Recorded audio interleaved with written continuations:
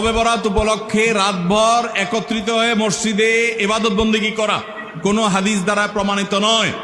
এবং দিনের বেলা যে রোজা, এই রোজা শবে বরাত উপলক্ষে না, এটা হলো শাবান উপলক্ষে রোজা। এই রোজা হলো আইয়াম বীজ উপলক্ষে রোজা। নবী করিম সাল্লাল্লাহু আলাইহি ওয়াসাল্লাম শাবান মাসে এমনি বেশি বেশি নফল রোজা রাখতেন, সেই হিসাবে আপনিও রাখবেন। আবার আইয়াম বীজ 13, 14, 15 রোজা রাখতেন, সেই হিসাবে রাখবেন। আপনি আল্লাহর ক্ষমা, এই রাতে আল্লাহ তাআলা বান্দাকে সাধারণ ক্ষমা ঘোষণা করেন, হিংসুক ছাড়া, মুশরিক ছাড়া। এই রাতের এই ফজিলত পাওয়ার জন্য আপনি চেষ্টা করলে সেটা ভালো, আল্লাহর কাছে ক্ষমা লাভের চেষ্টা করবেন, কিন্তু বেদাতি কোনো পন্থায় না। অনেকে বলে যে এত রাকাত নামাজ, অমুকটা অত সূরা এত রাকাতে পড়তে হবে, এগুলা মনগড়া কথাবার্তা, এগুলার কোনো ভিত্তি কোরআন হাদিসে নাই। আবার অনেকে মনে করে হালুয়া রুটি খাইতে হবে, আতশবাজি করতে হবে, আলোকসজ্জা করতে হবে।